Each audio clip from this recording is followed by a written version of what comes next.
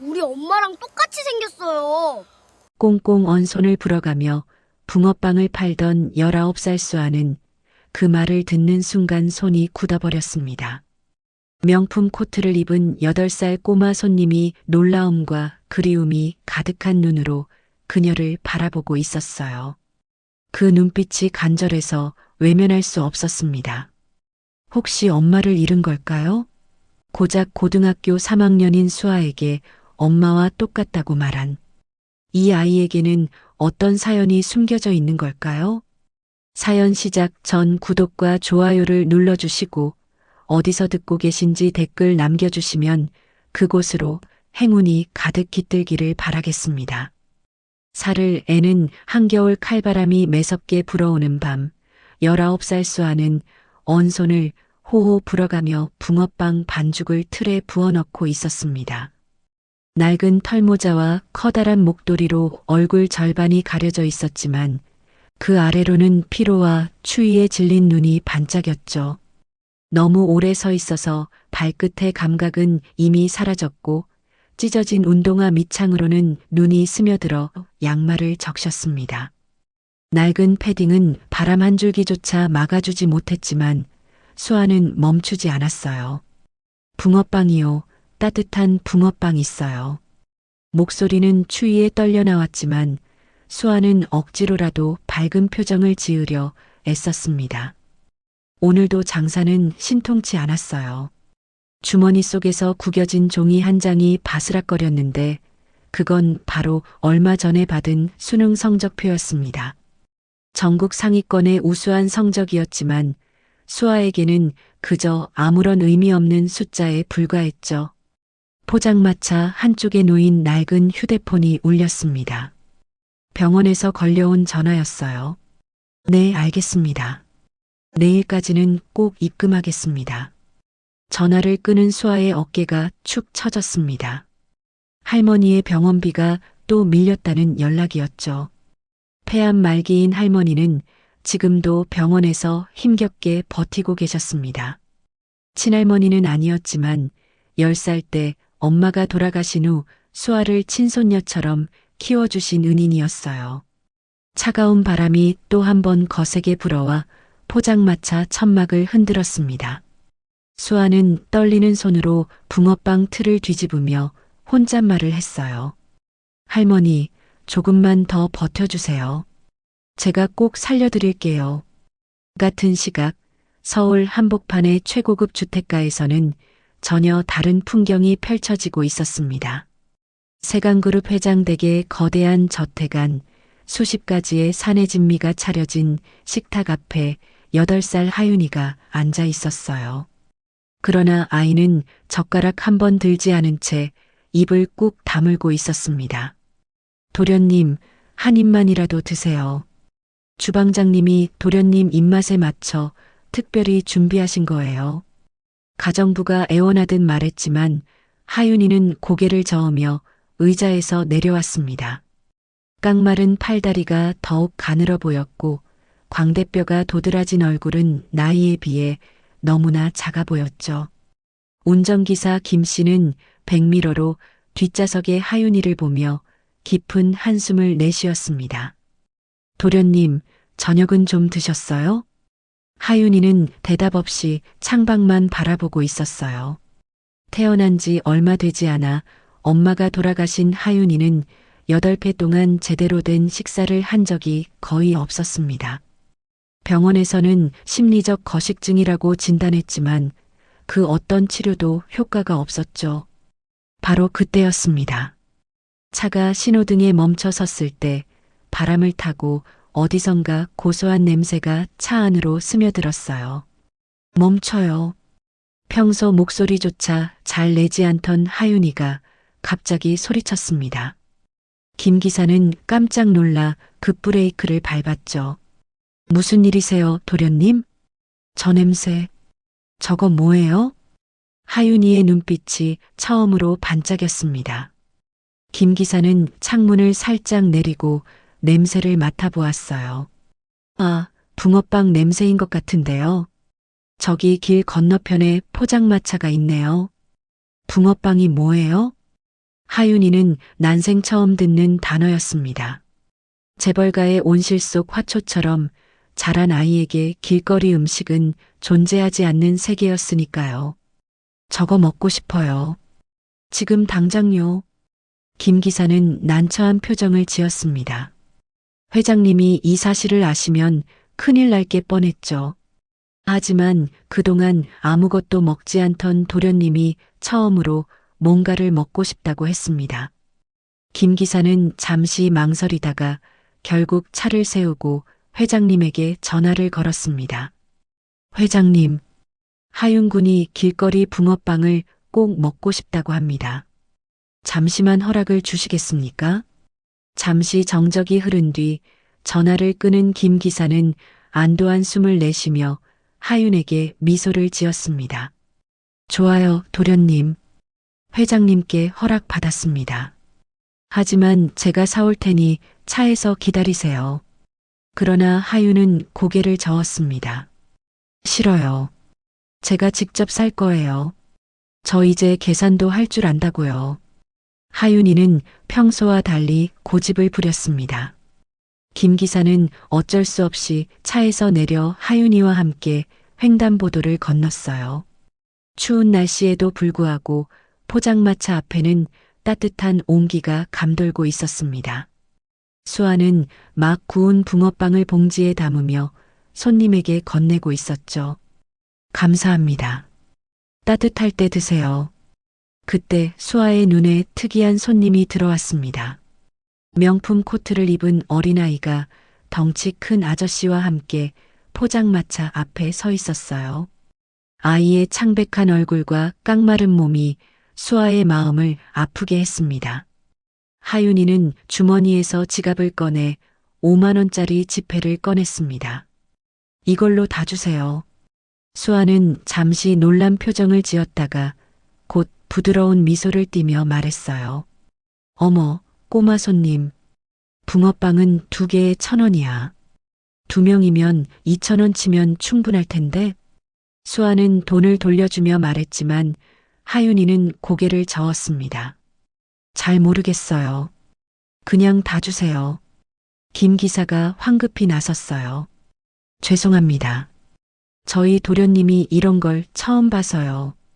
붕어빵 2,000원치만 주세요. 그리고는 지갑에서 2,000원을 꺼내 건넸죠. 수아는 웃으며 붕어빵 4개를 봉지에 담았습니다. 그리고 잠시 생각하더니 슈크림 붕어빵 하나를 더 넣어 주었어요. 이건 서비스예요. 슈크림 맛인데 아이들이 좋아하더라고요.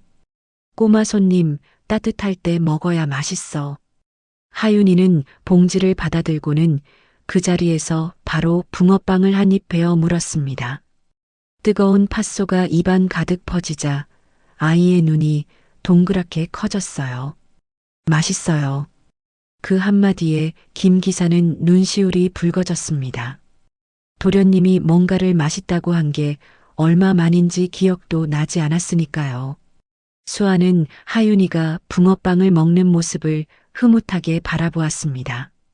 비싼 옷을 입었지만 너무나 야윈 아이의 모습이 왠지 모르게 마음 한구석을 아프게 했어요.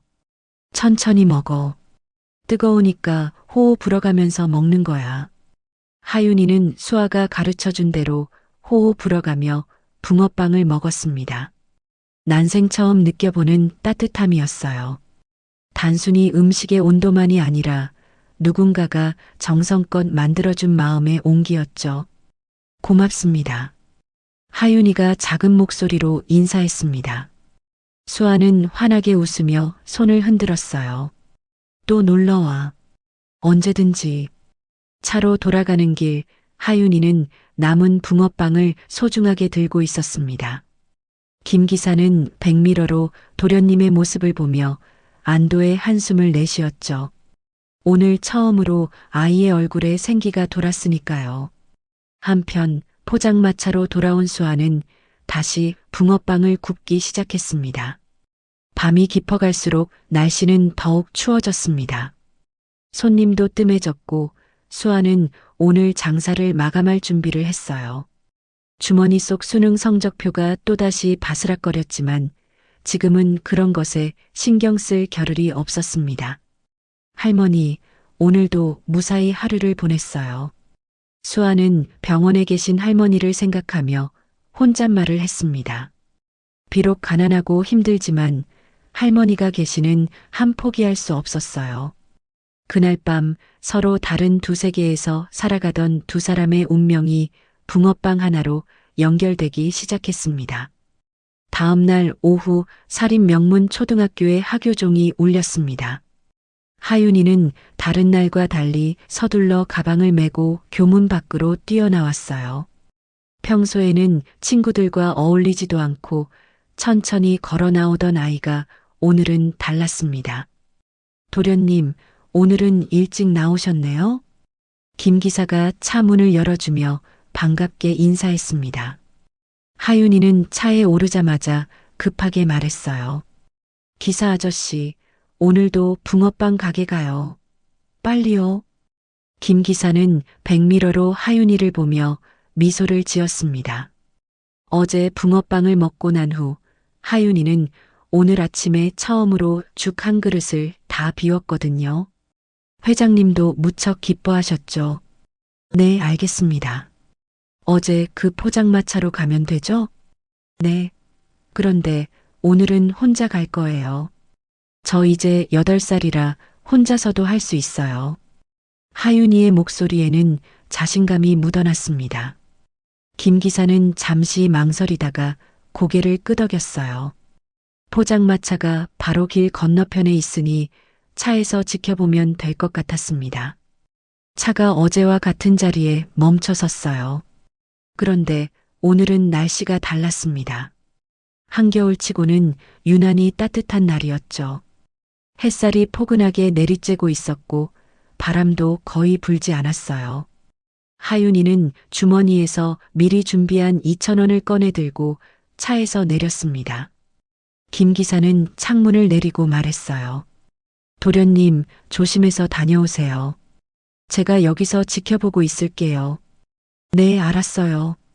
하윤이는 씩씩하게 대답하고 횡단보도를 건너기 시작했습니다.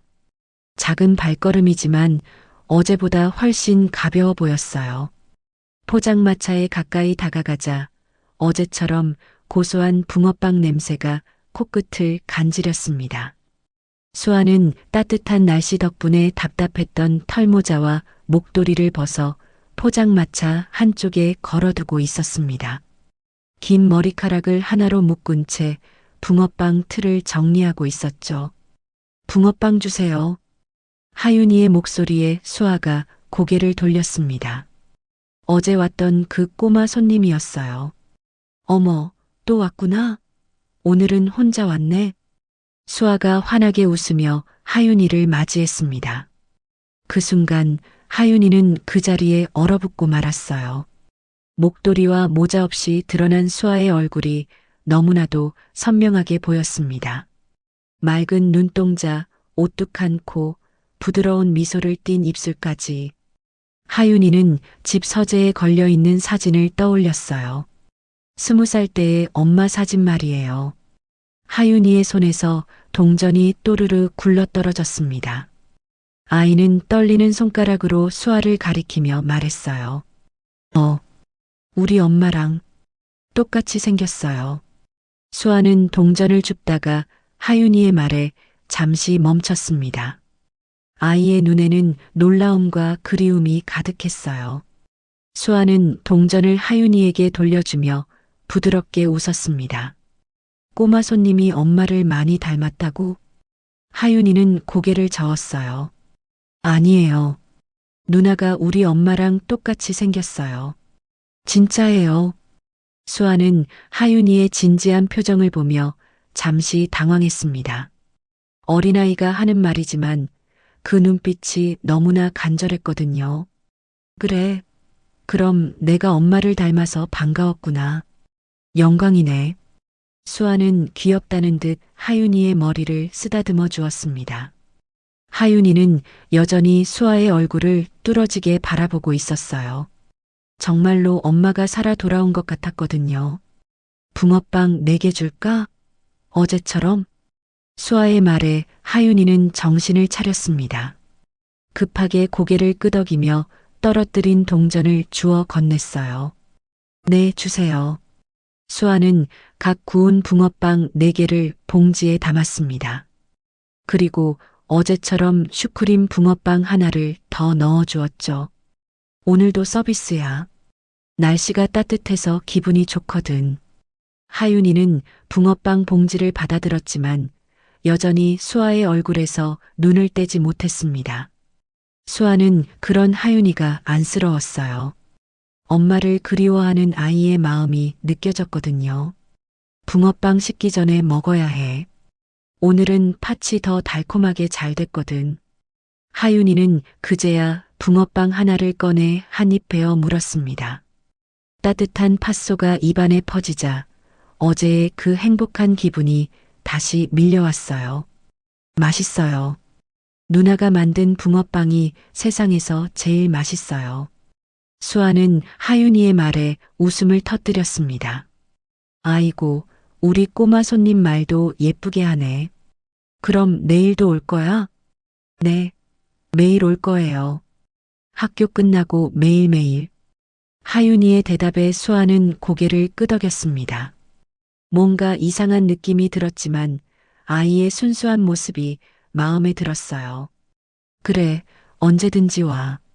누나가 맛있는 붕어빵 만들어 놓고 기다릴게. 하윤이는 환하게 웃으며 차를 향해 뛰어갔습니다. 그러다가 갑자기 멈춰서서 뒤를 돌아보았어요. 누나, 내일은 더 일찍 올게요. 수아는 손을 흔들며 대답했습니다. 알았어. 조심해서 가. 차에 탄 하윤이는 계속해서 뒤를 돌아보며 수아를 바라봤습니다. 김 기사는 백미러로 그런 하윤이를 보며 물었어요. 도련님, 오늘도 붕어빵이 맛있었나요? 네. 그런데 기사 아저씨. 네, 말씀하세요. 우리 엄마 사진 있잖아요. 서재에 있는 20살 때 사진요. 김 기사는 잠시 당황했습니다. 하윤이가 돌아가신 어머니 얘기를 먼저 꺼낸 건 처음이었거든요. 네, 그 사진이 왜요? 붕어빵 파는 누나가 꼭 그 사진이랑 똑같이 생겼어요. 정말이에요. 김 기사는 아무 말도 하지 못했습니다. 그저 엄마를 그리워하는 아이의 마음이 만들어낸 착각이겠거니 생각했죠. 집에 도착한 하윤이는 곧장 서재로 달려갔습니다. 벽에 걸린 액자 속 사진을 한참 동안 바라봤어요. 20살의 젊은 엄마가 환하게 웃고 있는 사진이었죠. 엄마, 정말 닮았어요. 아니, 똑같아요. 하윤이는 사진을 품에 안고 방으로 돌아왔습니다. 그리고 남은 붕어빵을 하나씩 먹으며 생각했어요. 내일은 꼭 할아버지한테도 말해야겠다고요. 붕어빵 파는 누나가 엄마랑 똑같다고 말이에요. 한편 포장마차에 남은 수아는 하윤이가 떨어뜨리고 간 동전 하나를 발견했습니다. 500원짜리 동전이었어요. 이 꼬마 동전 놓고 갔네. 수아는 동전을 주머니에 넣으며 미소를 지었습니다. 내일 오면 돌려줘야겠다고 생각하면서요. 날이 어두워지자 다시 추위가 찾아왔습니다. 수아는 목도리와 모자를 다시 쓰고 붕어빵을 구웠어요. 하지만 마음 한구석이 따뜻했습니다. 하윤이라는 꼬마 손님 덕분이었죠. 엄마를 많이 그리워하나 봐. 수아는 혼잣말을 하며 붕어빵 틀을 뒤집었습니다. 자신도 엄마 없이 자랐기에 그 마음을 충분히 이해할 수 있었어요. 그날 밤 두 사람 모두 서로를 생각하며 잠자리에 들었습니다. 하윤이는 엄마를 닮은 누나를 만난 기쁨에, 수아는 순수한 꼬마 손님이 준 따뜻함에 마음이 포근했죠. 아직은 아무도 몰랐지만 이 만남이 앞으로 어떤 파장을 일으킬지 상상조차 할 수 없었습니다. 운명의 실타래가 조금씩 풀리기 시작한 것이었어요. 다음 날 아침 세강그룹 회장 저택의 거대한 식당에는 이른 시간부터 분주한 움직임이 있었습니다. 최강우 회장은 늘 그렇듯 새벽 5시에 일어나 신문을 읽으며 아침 식사를 하고 있었죠. 52세의 나이에도 꼿꼿한 자세와 날카로운 눈빛은 한국 재계의 거물다운 위엄을 보여주고 있었습니다. 회장님, 하윤 도련님이 아침부터 찾으십니다. 집사의 말에 강우는 신문에서 눈을 떼고 시계를 보았습니다. 겨우 6시 반이었어요. 평소 아침잠이 많던 손자가 이른 시간에 찾아온 것은 이례적인 일이었죠. 들어오라고 해. 잠시 후 잠옷 차림의 하윤이가 뛰어들어왔습니다. 아이의 손에는 무언가가 꼭 쥐어져 있었어요. 할아버지, 어제 그 얘기 꼭 해드리려고 일찍 왔어요. 강우는 부드러운 미소를 지으며 하윤이를 자신의 옆 의자로 불렀습니다. 우리 하윤이가 무슨 일로 이렇게 일찍 일어났니? 앉아서 얘기해 보렴. 하윤이는 할아버지 옆에 앉으며 손에 들고 있던 것을 테이블 위에 올려놓았습니다. 그것은 서재에서 가져온 엄마의 20살 때 사진 액자였어요. 할아버지, 붕어빵 파는 누나 말이에요. 그래, 어제도 붕어빵을 사 먹었다고 했지? 그런데 그 누나가 어떻다고? 하윤이는 사진을 손가락으로 가리키며 말했습니다. 이 사진이랑 똑같이 생겼어요. 진짜로요. 그저께는 모자랑 목도리를 하고 있어서 잘 몰랐는데 어제는 날씨가 따뜻해서 그것들을 벗고 있었거든요. 그래서 얼굴을 제대로 봤어요. 강우는 손자의 진지한 표정을 보며 잠시 생각에 잠겼습니다. 8살 아이가 이렇게까지 확신에 차서 말하는 것은 흔치 않은 일이었어요. 하윤아, 사람은 누구나 닮은 사람이 있단다. 특히 우리 하윤이가 엄마를 많이 그리워하니까 조금만 비슷해도 엄마처럼 보일 수 있어. 하지만 하윤이는 고개를 세차게 저었습니다. 아니에요. 정말 똑같았어요. 눈도, 코도, 입도, 웃는 모습까지 다 똑같았다니까요. 아이의 눈에는 눈물이 맺혀 있었습니다. 강우는 손자를 달래듯 머리를 쓰다듬어 주었어요. 알았다, 알았어. 우리 하윤이가 그렇게 느꼈구나. 그런데 그 누나가 몇 살이나 되어 보이던? 고등학생 같았어요. 되게 예뻤어요. 엄마처럼요. 강우는 부드럽게 웃으며 하윤이를 안아주었습니다. 그래, 우리 하윤이 엄마가 정말 예뻤지. 그 누나도 예쁜 사람이었나 보구나. 하지만 하윤아, 엄마는 이미 하늘나라에 계시잖아. 그 누나는 다른 사람이야. 알아요. 하지만 정말 닮았어요. 할아버지도 보시면 깜짝 놀라실 거예요. 하윤이는 시무룩해하며 사진을 다시 품에 안았습니다. 강우는 그런 손자를 보며 가슴 한구석이 아려왔어요. 그래, 언제 기회가 되면 할아버지도 한번 보도록 하마. 이제 가서 씻고 학교 갈 준비하렴. 오늘도 하교하고 그 누나한테 갈 거니? 하윤이의 얼굴이 다시 밝아졌습니다. 네, 오늘도 갈 거예요. 누나가 기다린대요. 아이가 방을 나간 후 강우는 한참 동안 식탁에 앉아 있었습니다. 차가운 커피를 한 모금 마시며 창밖을 바라봤어요. 그의 머릿속에는 하윤이가 남기고 간 말들이 계속 맴돌았습니다. 그날 밤 강우는 서재에서 홀로 앉아 있었습니다. 손에는 위스키 잔이 들려 있었고 눈앞에는 죽은 딸 서연의 사진들이 펼쳐져 있었어요. 10살의 서연, 그리고 하윤이를 안고 있는 20살의 서연까지. 서연아. 강우는 딸의 이름을 나직이 불렀습니다. 그의 눈가에는 깊은 주름이 패여 있었고 그 주름 사이로 회한이 묻어났어요. 손자의 순수한 확신이 오래 잊고 있던 상처를 건드렸습니다. 붕어빵 파는 누나가 서연이를 닮았다는 말. 그것은 단순한 우연의 일치일 수도 있지만 왠지 모르게 불안한 마음이 들었어요. 강우는 위스키를 한 모금 더 마시며 과거로 빠져들었습니다. 그가 이제 막 회사를 물려받아 젊은 회장이 되었을 때였습니다. 첫째 딸 서연이는 아버지의 자랑이었어요. 명문대에 수석으로 입학한 똑똑한 딸이었죠. 그런데 20살이 되던 해 서연이가 한 남자를 집으로 데려왔습니다. 아버지, 제가 사랑하는 사람이에요. 인사드리고 싶어서 모셔왔어요. 남자는 평범한 대학생이었습니다.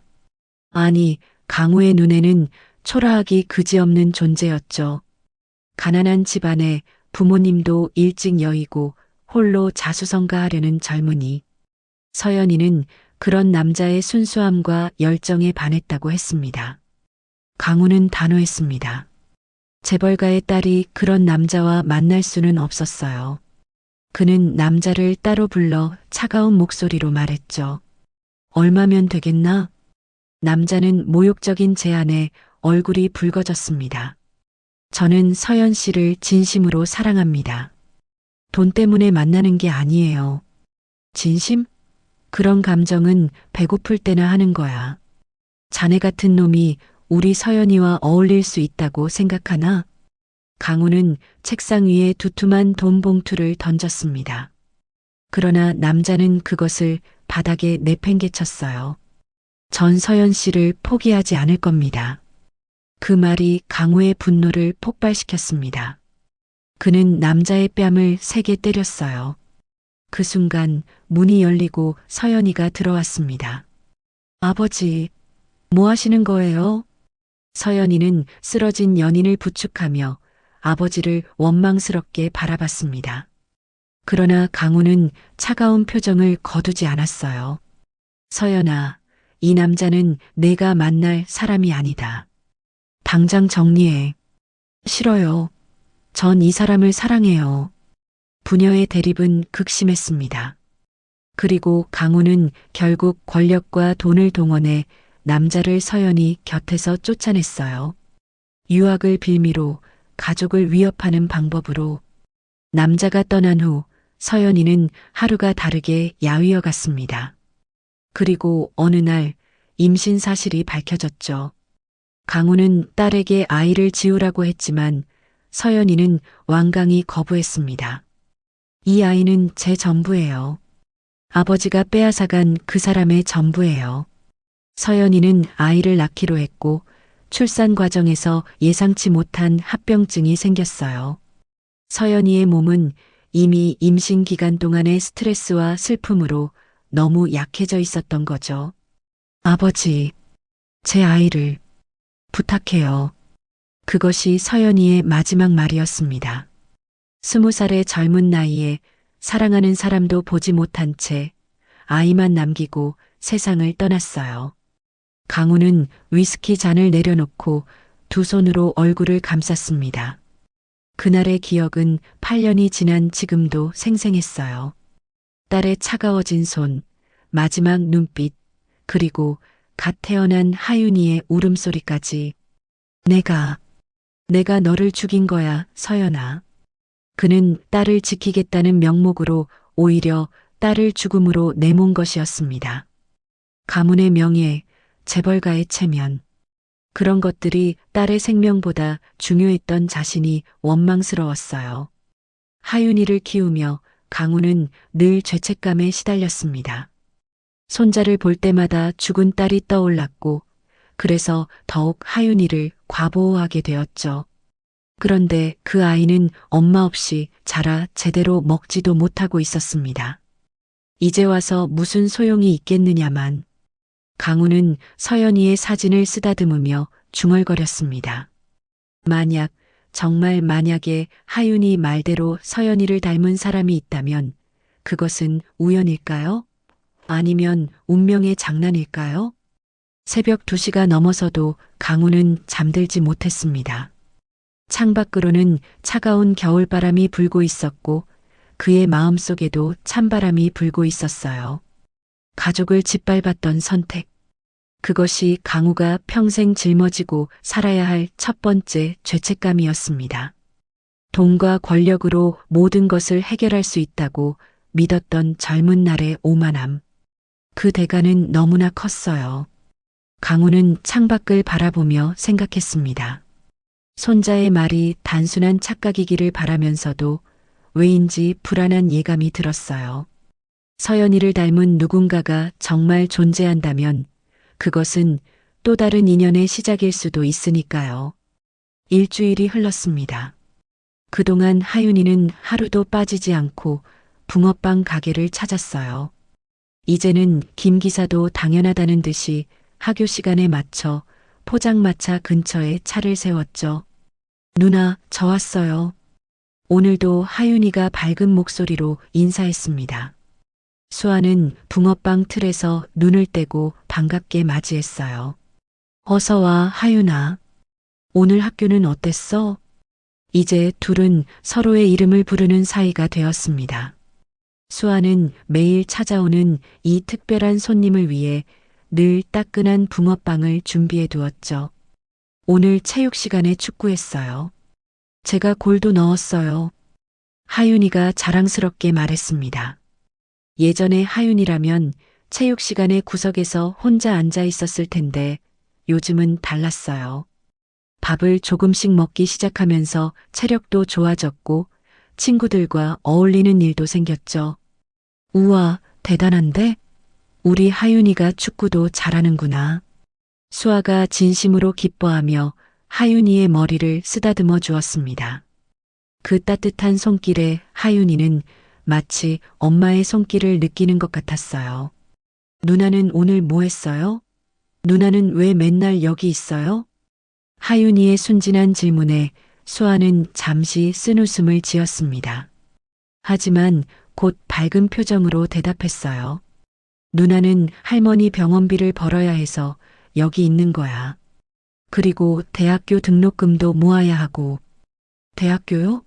누나 대학생이에요? 아직은 아니야. 수능은 봤는데 돈이 없어서 못 갈 수도 있어. 수아의 목소리에는 아쉬움이 묻어났습니다. 하윤이는 그런 수아를 걱정스럽게 바라봤어요. 누나 꿈이 뭐예요? 누나는 영양사가 되고 싶어. 맛있고 건강한 음식으로 사람들을 행복하게 해주고 싶거든. 수아의 눈이 반짝였습니다. 비록 지금은 추운 거리에서 붕어빵을 팔고 있지만 꿈만큼은 포기하지 않았어요. 와, 멋있다. 누나라면 꼭 될 수 있을 거예요. 누나가 만든 붕어빵이 제일 맛있으니까. 하윤이의 응원에 수아는 가슴이 뭉클해졌습니다. 이 어린 손님이 주는 위로가 얼마나 큰지 하윤이는 모를 거예요. 바로 그때 길 건너편에 검은색 세단이 천천히 멈춰 섰습니다. 차 안에는 강우 회장과 그의 비서가 타고 있었죠. 회장님, 저기가 하윤 도련님이 매일 들르시는 포장마차입니다. 강우는 차창 너머로 포장마차를 바라봤습니다. 손자가 그토록 좋아한다는 붕어빵 가게, 그리고 서연이를 닮았다는 그 아이가 있는 곳이었죠. 설마 정말로. 강우의 가슴이 빠르게 뛰기 시작했습니다. 그는 최대한 침착함을 유지하려 애썼어요. 좀 더 가까이 가서 잠시 지켜보자. 차는 조금 더 가까운 곳에 정차했습니다. 그런데 날씨가 다시 추워진 탓에 수아는 두꺼운 털모자와 목도리로 얼굴을 꽁꽁 가리고 있었어요. 강우는 실망스러운 마음을 감추며 계속 지켜봤습니다. 그때 하윤이가 붕어빵을 다 먹고 수아에게 작별 인사를 했습니다. 누나, 저 이제 가야 해요. 내일 또 올게요. 그래, 조심해서 가. 내일 보자. 수아가 손을 흔들며 하윤이를 배웅했습니다. 강우는 손자가 차로 돌아가는 모습을 확인한 후 계속해서 수아를 관찰했어요. 그때 남루한 차림의 노인이 포장마차 앞에 다가왔습니다. 꽤 오래 굶은 듯 초췌한 모습이었죠. 노인은 주머니를 뒤적거리며 동전 몇 개를 꺼냈지만 붕어빵을 사기에는 턱없이 부족했습니다. 이걸로 붕어빵 하나만. 노인의 떨리는 목소리가 들렸습니다. 수아는 노인의 손에 든 동전을 보고는 곧바로 붕어빵 3개를 봉투에 담았어요. 아저씨, 이거 드세요. 따뜻할 때 드셔야 맛있어요. 하지만 돈이 괜찮아요. 제가 드리는 거예요. 이거 드시고 힘내세요. 수아는 환하게 웃으며 봉투를 노인의 손에 꼭 쥐어주었습니다. 노인은 눈물이 글썽이며 연신 고맙다는 인사를 했어요. 잠시 후 교복을 입은 여학생이 헐레벌떡 뛰어왔습니다. 붕어빵 2개 주세요. 학생이 지갑을 열었지만 500원밖에 없었어요. 붕어빵 2개를 사려면 1,000원이 필요했죠. 어머, 돈이 모자라네. 하나만 살게요. 학생이 아쉬워하자 수아는 손을 흔들었습니다. 아니야, 2개 가져가. 나머지는 다음에 줘도 돼. 정말요? 꼭 갚을게요. 그래, 친구랑 나눠 먹어. 맛있게 먹고 공부 열심히 해. 강우는 차 안에서 이 모든 광경을 지켜보고 있었습니다. 분명 장사로 먹고 사는 아이인데 어려운 사람들에게 아낌없이 베푸는 모습이 놀라웠어요. 요즘도 저런 아이가 있네. 강우가 나직이 중얼거렸습니다. 박 비서도 고개를 끄덕이며 동의했어요. 참 마음씨 고운 아이인 것 같습니다. 회장님. 저녁 시간이 가까워지자 손님들이 하나둘 늘어났습니다. 퇴근길 직장인들, 학원 가는 학생들이 따뜻한 붕어빵을 사러 왔죠. 수아는 지치지 않는 미소로 손님들을 맞이했습니다. 어서 오세요. 오늘은 팥이 정말 맛있게 됐어요. 강우는 수아의 밝은 목소리를 들으며 묘한 감정을 느꼈습니다. 추운 날씨에도 힘든 환경에도 저렇게 밝을 수 있다는 게 대단했어요. 하지만 끝내 얼굴은 제대로 볼 수 없었습니다. 목도리와 모자에 가려진 얼굴은 눈매 정도만 겨우 보일 뿐이었죠. 그 눈매가 왠지 낯익은 것 같았지만 확신할 수는 없었습니다. 회장님, 시간이 늦었습니다. 돌아가시죠. 박 비서의 말에 강우는 아쉬움을 삼키며 고개를 끄덕였습니다. 그래, 가자. 차가 출발하려는 순간 강우는 다시 한번 뒤를 돌아봤습니다. 수아는 여전히 포장마차에서 열심히 일하고 있었어요. 그 모습이 왜인지 마음 한구석을 아프게 했습니다. 정말 서연이를 닮은 걸까? 아니면 내가 하윤이의 말에 너무 예민해진 걸까? 집으로 돌아가는 내내 강우의 마음은 복잡했습니다. 불길한 예감이 계속해서 그를 괴롭혔어요. 마치 무언가 중요한 일이 곧 일어날 것 같은 느낌이었죠. 그날 밤 강우는 또다시 서재에서 잠을 이루지 못했습니다. 수아의 선한 행동들이 자꾸만 떠올랐어요. 노숙자에게 붕어빵을 건네던 모습, 돈이 부족한 학생을 웃으며 보내주던 모습, 저런 아이가 고생하고 있다니. 강우는 한숨을 내쉬며 창밖을 바라봤습니다. 만약 정말로 서연이를 닮은 아이라면 그것은 무엇을 의미하는 걸까요?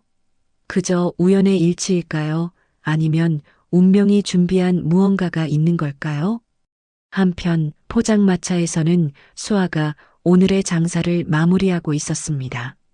추운 날씨 탓에 손님이 뜸했지만 그래도 할머니 약값 정도는 벌었어요. 오늘도 수고했어, 수아야. 수아는 스스로를 격려하며 포장마차를 정리했습니다. 내일도 하윤이가 올 테고 또 다른 손님들이 찾아올 거예요. 그들에게 따뜻한 붕어빵을 만들어주는 것, 그것이 지금 수아가 할 수 있는 최선이었죠.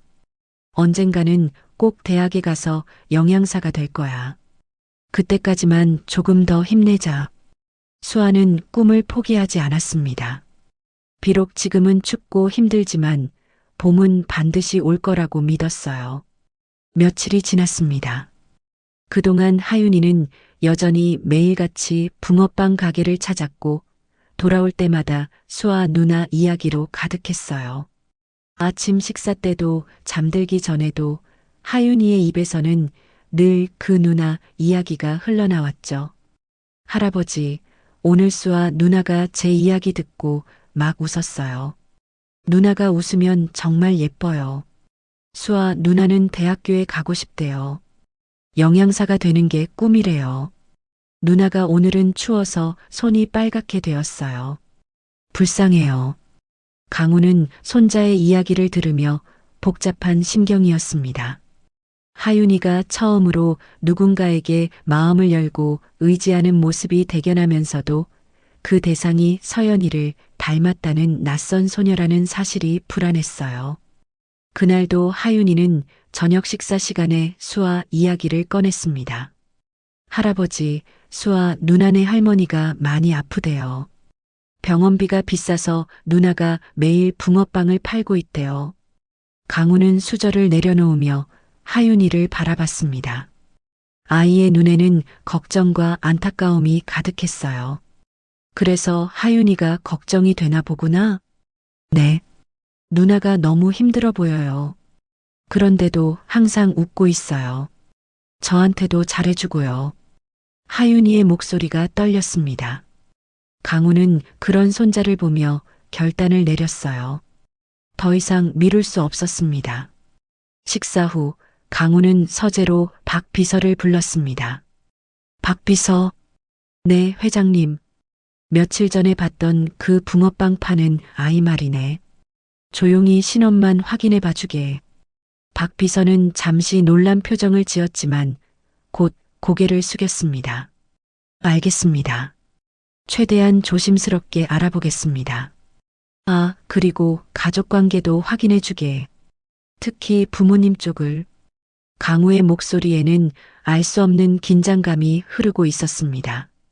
박 비서는 회장의 심상치 않은 분위기를 느끼며 서재를 나갔어요. 강우는 깊은 생각에 잠겼습니다. 어쩌면 판도라의 상자를 여는 것일 수도 있다는 생각이 들었어요.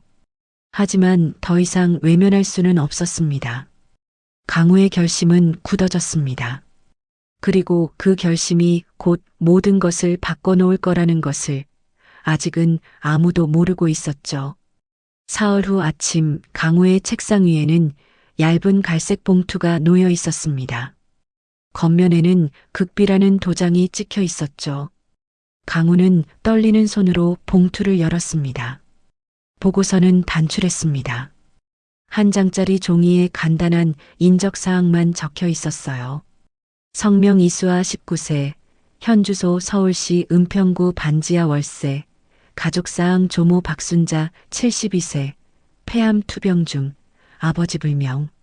어머니 이정민 9년 전 사망. 강우의 손이 멈췄습니다. 이정민이라는 세 글자가 눈앞에서 흐릿해졌다가 다시 선명해지기를 반복했어요. 그는 눈을 감았다가 다시 떴습니다. 하지만 그 이름은 여전히 그곳에 있었죠. 이정민. 강우의 입에서 그 이름이 새어나왔습니다. 젊은 시절 자신이 사랑했던 여인. 그리고 첫째 딸 서연이를 두고 쫓기듯 떠나야 했던 전 아내의 이름이었어요. 강우는 의자에 깊이 몸을 묻고 과거로 빠져들었습니다. 그가 22살이던 해 한 여자를 만났죠. 이정민. 작은 꽃집에서 일하던 20살의 아가씨였어요. 정민은 가난했지만 맑고 순수했습니다. 재벌 2세라는 강우의 신분에 주눅 들지도 아첨하지도 않았어요. 그저 한 남자로서의 강우를 봐주었죠. 강우는 그런 정민에게 빠져들었습니다. 하지만 선대 회장의 반대는 극심했습니다. 미쳤느냐? 그런 집안도 없는 여자를 며느리로 들이겠다고? 아버지, 정민이는 좋은 사람입니다. 저는 정민이와 결혼하고 싶습니다. 안 된다. 우리 집안의 격에 맞는 여자를 찾아라. 그 여자는 절대 안 돼. 하지만 강우는 끝내 아버지의 반대를 무릅쓰고 정민과 결혼했습니다. 그것이 비극의 시작이었어요. 시댁 식구들은 정민을 철저히 무시했습니다. 며느리가 아닌 투명인간 취급을 했죠. 선대 회장은 정민이 있는 자리에서도 없는 사람처럼 행동했고 시누이들은 대놓고 멸시했습니다. 오빠가 저런 여자한테 홀렸다니. 집안 망신이야. 꽃집에서 일하던 여자가 무슨 재벌가 며느리? 어울리지도 않아. 정민은 그 모든 것을 묵묵히 견뎠습니다. 강우를 사랑했기에, 그리고 뱃속의 아이를 위해서였죠. 하지만 강우는 아내를 제대로 지켜주지 못했어요. 여보, 오늘도 회식이 있어서 늦을 것 같아. 출장을 가야 해서 며칠 집을 비워야 해. 미안해. 오늘도 아버지 때문에 회사에 일이 있어서. 바쁘다는 핑계로, 회사 일이라는 핑계로 강우는 정민을 대저택에 홀로 남겨두는 날이 많았습니다. 그 사이 정민은 시댁 식구들의 구박을 혼자 견뎌야 했어요. 첫째 딸 서연이가 태어났을 때 잠시 집안 분위기가 나아지는 듯 했습니다. 하지만 그것도 잠시뿐이었어요. 선대 회장은 손녀는 예뻐하면서도 며느리는 여전히 무시했죠. 그러던 어느 날 강우가 출장에서 돌아왔을 때 정민은 이미 짐을 싸고 있었습니다. 정민아, 이게 무슨... 더는 못 견디겠어요. 저도 사람이에요. 이렇게 무시당하면서까지 살고 싶지 않아요. 정민의 눈에는 절망이 가득했습니다. 강우는 아내를 붙잡으려 했지만 정민의 결심은 확고했어요. 서연이는 어떻게 하고, 아직 8살밖에 안 됐는데, 서연이는 이 집에서 자라는 게 나을 거예요. 저 같은 엄마보다는 이 집안의 딸로 자라는 게. 정민은 눈물을 흘리며 자고 있는 어린 딸을 끝까지 바라봤습니다. 그리고 마지막으로 강우를 향해 말했어요. 당신을 원망하지 않을게요. 하지만 날 한 번이라도 지켜줬더라면 그것이 마지막이었습니다. 정민은 그렇게 떠났고 이혼 서류가 날아왔어요. 강우는 아내를 찾으려 했지만 정민은 흔적도 없이 사라졌죠. 그리고 지금 이정민이라는 이름이 다시 그의 앞에 나타났습니다. 강우는 떨리는 손으로 보고서를 다시 읽었습니다. 어머니, 이정민 9년 전 사망. 정민이 죽었다는 사실에 가슴이 무너져 내렸어요. 그런데 더 충격적인 것은 딸이 있다는 사실이었습니다. 이수아, 19살. 나이를 계산해 보니 정민이 떠날 때 이미 임신 중이었다는 뜻이었어요. 정민이의 딸. 그렇다면 설마... 강우의 머릿속이 복잡하게 돌아갔습니다. 그 아이가 자신의 딸일 가능성. 하지만 동시에 정민이 떠난 후 다른 사람을 만나 낳은 아이일 가능성도 있었죠. 내 아이일까? 아니면 이혼 후 낳은 다른 남자의 아이인가? 머리가 깨질 것 같았습니다. 강우는 두 손으로 머리를 감싸쥐었어요. 만약 수아가 자신의 딸이라면 그는 또 한 번 가족을 버린 것이 됩니다. 알지도 못한 채 딸을 고생시킨 것이죠. 박 비서가 노크를 하고 들어왔습니다. 회장님, 추가로 확인한 사항이 있습니다. 뭔가? 이정민 씨는 9년 전 폐렴으로 사망한 것으로 확인됐습니다. 그리고 박 비서가 잠시 말을 멈췄습니다. 그리고 뭔가? 이수와 양의 출생신고서를 확인해 봤는데 부칠란이 공란으로 되어 있습니다. 미혼모 출산으로 처리된 것 같습니다. 강우의 가슴이 쿵 내려앉았습니다. 그리고 이수와 양은 어머니가 돌아가신 후 옆집에 살던 박순자 씨가 키운 것으로 보입니다. 법적 보호자도 박순자 씨로 되어 있고요. 알았네. 나가보게. 박 비서가 나간 후 강우는 한참 동안 꼼짝도 하지 못했습니다. 이정민, 그녀가 죽었다는 사실, 그리고 혼자 딸을 낳아 키우다 세상을 떠났다는 사실이 가슴을 짓눌렀어요. 내가 지켜주지 못해서, 내가 한 번이라도 제대로 지켜줬더라면. 강우의 눈가가 붉어졌습니다. 첫째 딸 서연이를 잃은 죄책감도 무거웠지만 정민을 지켜주지 못한 죄책감은 더욱 깊었어요. 그것이 그의 두 번째 죄책감이었습니다. 창밖으로 겨울 해가 기울고 있었습니다. 강우는 멍하니 창밖을 바라봤어요. 저 어딘가에서 19살 수아가 추위와 싸우며 붕어빵을 팔고 있을 것입니다. 만약 그 아이가 자신의 딸이라면 강우는 상상하기도 두려웠습니다. 하지만 이미 시작된 일이었어요. 진실이 무엇이든 이제는 마주해야 할 때가 온 것 같았습니다. 그날 밤 강우는 또 잠을 이루지 못했습니다. 정민의 얼굴이, 서연의 얼굴이, 그리고 목도리에 가려진 수아의 눈매가 뒤엉켜 그를 괴롭혔어요. 정민아, 미안하다. 정말 미안하다. 어둠 속에서 강우의 참회는 계속되었습니다. 하지만 이미 떠난 사람들에게 사과한들 무슨 소용이 있을까요? 이제 남은 것은 살아있는 사람들, 하윤이와 그리고 어쩌면 자신의 딸일지도 모르는 수아를 위해 무엇을 할 것인가 하는 문제였습니다. 보고서를 받은 뒤 사흘이 흘렀습니다. 강우는 그동안 단 한순간도 마음이 편하지 않았어요. 출근길 차 안에서도, 회의실에서도, 서재에 홀로 앉아 있을 때도 이정민이라는 세 글자가 머릿속을 떠나지 않았습니다. 그날 아침 강우는 결심했습니다. 박 비서, 네, 회장님.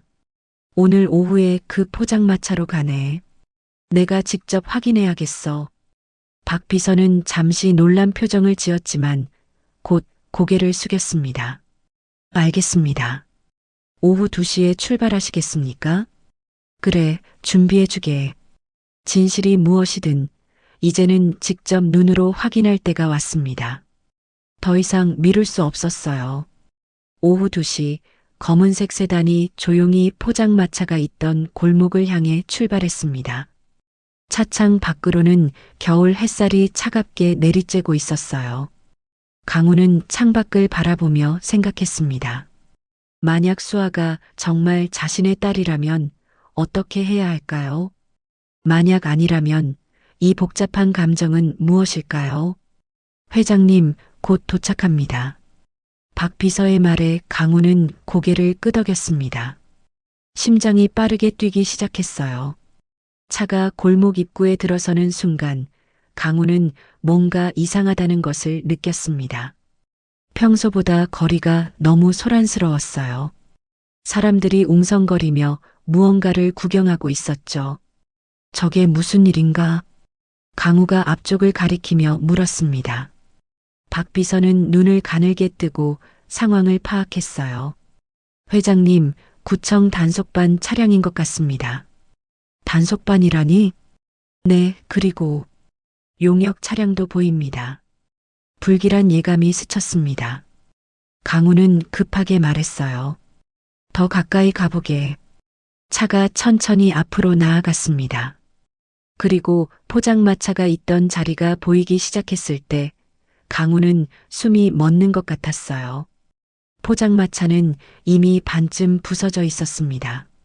구청 단속반원 서너 명과 험악한 인상의 용역 직원들이 붕어빵 틀과 의자, 간판을 마구잡이로 트럭에 실어 나르고 있었어요. 불법 노점상 강제 철거입니다. 경고 기간은 이미 지났습니다. 단속반원의 차갑고 기계적인 목소리가 겨울바람을 타고 들려왔습니다. 그때였습니다. 강우의 눈에 한 소녀가 들어왔어요. 낡은 털모자, 해진 패딩 점퍼에 목도리를 두른 수아였습니다. 수아는 트럭 앞을 막아서며 두 팔을 활짝 벌렸어요. 안 돼요. 제발 이것만은 안 돼요. 수아의 목소리는 절규에 가까웠습니다. 그 목소리에는 절박함과 공포가 가득 담겨 있었어요. 아가씨, 비켜요. 우리도 일하는 사람이야. 용역 직원이 짜증스럽게 소리쳤지만 수아는 물러서지 않았습니다. 그녀는 트럭 손잡이를 두 손으로 꽉 붙잡았어요. 이게 저희 할머니 병원비예요. 전 재산이 다 여기 있어요. 제발, 제발 가져가지 마세요. 수아의 얼굴은 눈물과 콧물로 범벅이 되어 있었습니다. 차가운 겨울바람에 빨갛게 언두 손은 트럭을 놓지 않으려고 필사적으로 버티고 있었어요. 강우는 차 안에서 그 광경을 지켜봤습니다. 숨을 쉬는 것조차 힘들었어요. 가슴 한가운데가 찢어지는 것 같았습니다. 아가씨, 우리도 힘들어요. 그냥 비켜주세요. 안 그러면 다칠 수도 있어요. 단속반원이 조금은 미안한 듯한 목소리로 말했지만 수아는 고개를 세차게 저었습니다. 싫어요. 못 가져가요. 이거 없으면 저희 할머니가. 수아의 목소리가 울음으로 끊겼습니다. 용역 직원 중 하나가 화를 내며 앞으로 나섰어요. 덩치가 큰 남자였습니다. 어디서 어린 것이 이를 방해해. 남자는 수아의 어깨를 거칠게 밀쳤습니다. 갑작스러운 힘에 수아는 중심을 잃고 비틀거렸어요. 아! 짧은 비명과 함께 수아는 그대로 뒤로 넘어졌습니다. 철퍽! 둔탁한 소리가 들렸습니다. 마침 그곳에는 아침에 내린 눈이 녹아 빗물과 뒤섞여 만들어진 흙탕물 웅덩이가 있었어요. 수아의 온몸이 차가운 진흙탕에 빠졌습니다. 낡았지만 깔끔하게 빨아 입었던 패딩 점퍼는 순식간에 갈색 진흙으로 범벅이 되었고 수아의 얼굴에도 흙물이 튀었어요. 으윽! 수아는 진흙탕 속에서 신음을 흘렸습니다. 차가운 물이 옷 속으로 스며들어 온몸을 얼어붙게 만들었어요. 수아는 떨리는 손으로 땅을 짚고 일어나려 했지만 힘이 들어가지 않았습니다. 바로 그때 덜컹하는 소리가 들렸습니다. 용역 직원들이 붕어빵 틀을 트럭 바닥에 던져 실으며 생긴 소리였어요. 오랜 시간 사용해 낡았던 붕어빵 틀은 바닥에 떨어지며 두 동강이 나버렸습니다. 안 돼. 안 돼요. 수아는 진흙탕에 주저앉은 채 그 광경을 바라봤습니다. 매일 아침부터 밤까지 붕어빵을 구워내던 소중한 틀이 산산조각 나는 모습을, 할머니의 병원비를, 대학 등록금을 벌어주던 유일한 희망이 부서지는 모습을, 으아앙. 마침내 수아는 울음을 터뜨렸습니다. 차가운 흙탕물 속에서 부서진 붕어빵 틀 조각을 바라보며 19살 소녀는 세상 모든 절망을 토해내듯 울부짖었어요. 강우는 차 안에서 그 모든 광경을 목격하고 있었습니다. 순간 모든 것이 멈춘 것 같았어요. 흙탕물 속에 쓰러진 수아의 모습이, 절규하는 목소리가, 부서진 붕어빵 틀이 강우의 눈 속에 깊이 새겨졌습니다. 저 아이가 만약 내 딸이라면. 가슴이 찢어지는 것 같았습니다. 아니, 이미 찢어지고 있었어요. 정민을 떠올렸습니다. 시댁 식구들에게 구박받으며 홀로 견뎌야 했던 아내를, 서연을 떠올렸습니다. 사랑하는 남자를 빼앗기고 절망 속에서 아이를 낳다 죽은 딸을, 그리고 지금 눈앞에서 절망에 무너지고 있는 수아를 내가 또 지켜주지 못하는 건가. 회장님, 박 비서가 조심스럽게 불렀습니다. 하지만 강우는 대답하지 않았어요. 그의 두 주먹은 세게 쥐어져 있었습니다. 주먹을 너무 세게 쥐어서 손톱이 손바닥에 파고들었어요. 하지만 그 고통조차 느껴지지 않았습니다. 수아는 천천히 일어났습니다. 온몸이 진흙으로 범벅이 된 채로 비틀거리며 일어섰어요. 그리고는 부서진 붕어빵 틀 조각을 하나하나 주워 담기 시작했습니다. 이거라도 고쳐서. 수아의 중얼거림이 바람을 타고 희미하게 들려왔습니다. 이미 쓸모없어진 쇠조각들을 모으는 모습이 너무나 애처로웠어요. 주변 사람들은 그저 안타까운 눈빛으로 바라볼 뿐 아무도 나서지 않았습니다. 구청 단속반과 용역들은 이미 트럭에 올라타 떠날 채비를 하고 있었어요. 강우는 더 이상 참을 수 없었습니다. 박 비서. 네, 회장님. 강우의 목소리는 차갑게 가라앉아 있었습니다. 하지만 그 안에는 무언가 뜨거운 것이 끓어오르고 있었어요. 지금 당장 구청에 연락하게. 누가 저 철거를 지시했는지 확인하고. 알겠습니다. 그리고 우리 법무팀에도 연락해. 지금 즉시. 박 비서는 회장의 단호한 목소리에 더 이상 묻지 않고 곧바로 전화기를 꺼냈습니다. 강우는 차 문에 손을 올렸습니다. 떨리는 손이었어요. 하지만 그 떨림은 두려움 때문이 아니었습니다. 더 이상은 지켜만 보고 있을 수 없다. 그는 천천히 차 문을 열었습니다. 강우는 천천히 차에서 내렸어요.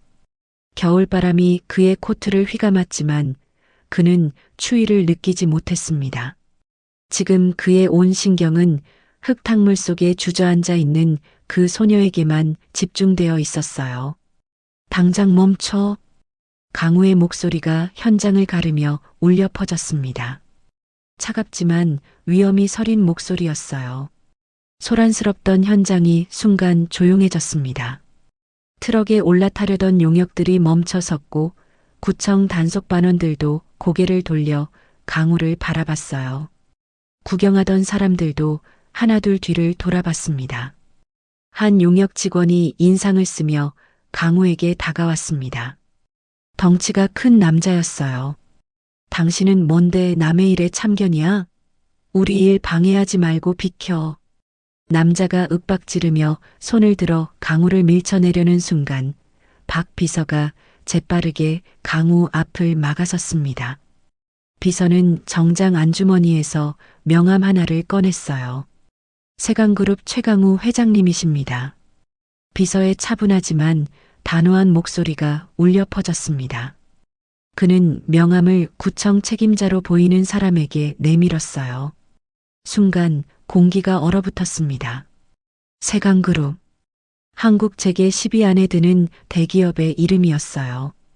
구청 책임자의 얼굴이 하얗게 질렸습니다. 용역 직원들도 서로 눈치를 보며 한 걸음씩 뒤로 물러섰어요.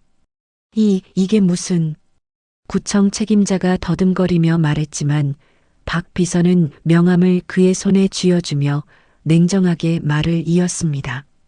이 노점상으로 인한 모든 법적 문제 그리고 금전적 문제는 저희 세강그룹에서 전부 책임지겠습니다.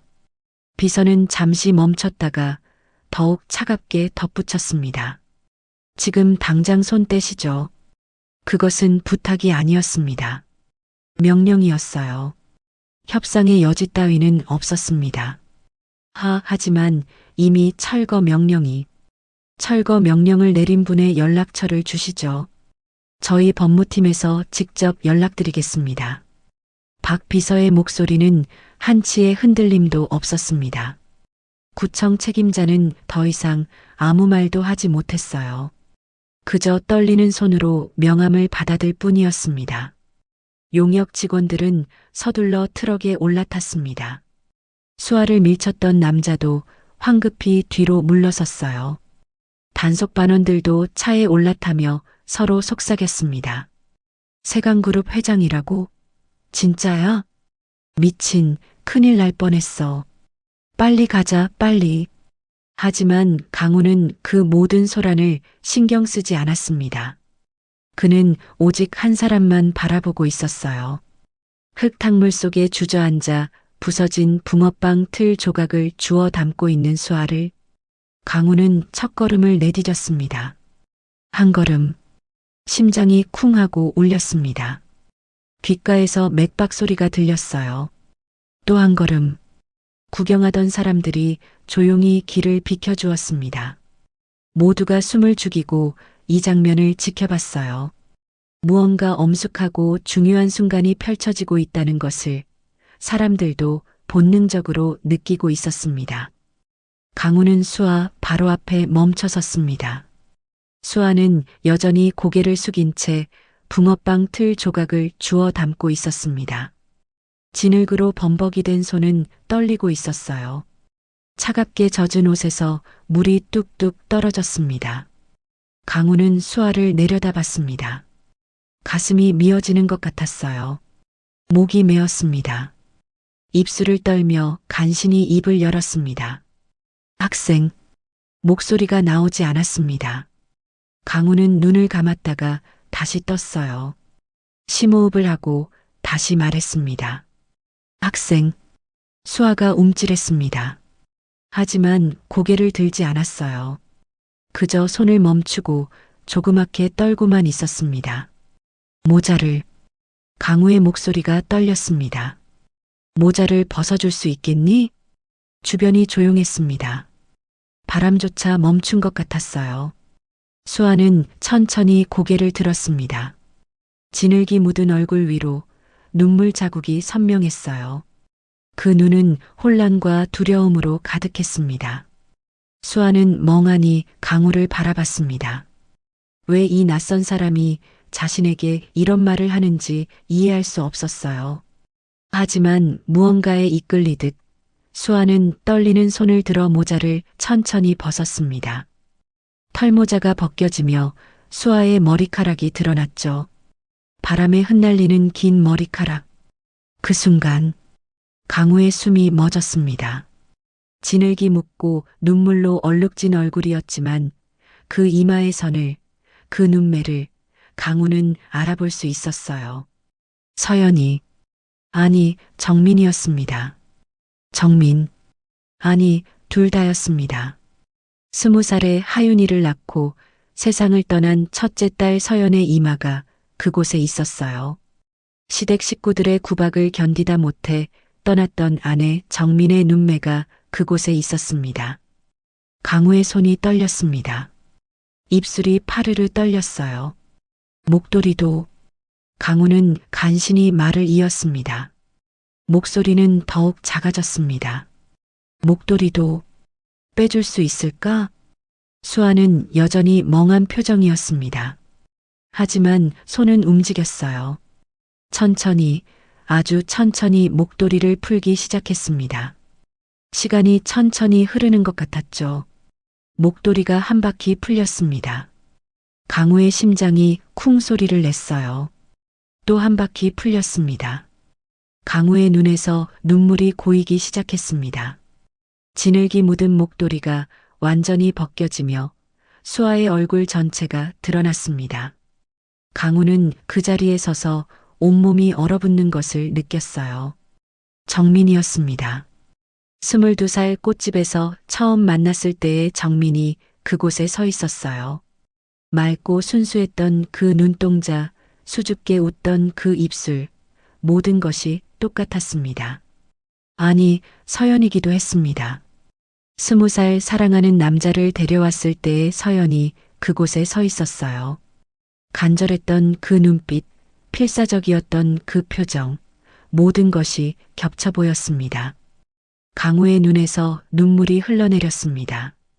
52년을 살아오며 사업가로서 수많은 고비를 넘기며 회장 자리에 앉아 그 누구 앞에서도 약한 모습을 보이지 않았던 강우가 지금 사람들이 지켜보는 한복판에서 눈물을 흘리고 있었습니다. 하지만 멈출 수가 없었어요. 정민을 처음 만났을 때의 떨림이 되살아났습니다. 서연이를 처음 안았을 때의 벅참이 되살아났습니다. 그리고 그 모든 것을 지키지 못했던 후회가, 죄책감이, 미안함이, 눈물이 되어 쏟아져 나왔어요. 혹시 강우의 목소리는 떨렸습니다. 너무 떨려서 제대로 말이 나오지 않았어요. 마지막 확인이 필요했습니다. 아니, 확인하는 것이 두려웠습니다. 만약 다른 이름을 말한다면? 만약 자신의 착각이라면?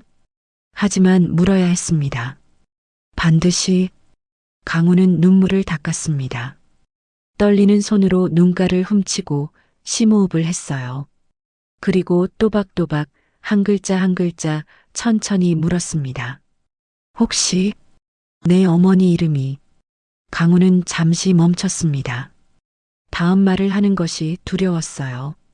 수아는 고개를 갸우뚱하며 강우를 바라봤습니다. 그 눈에는 의문과 혼란이 가득했어요. 강우는 마지막 용기를 냈습니다. 이정민이니? 세 글자. 그 세 글자를 말하는 순간 강우는 세상이 멈춘 것 같았습니다.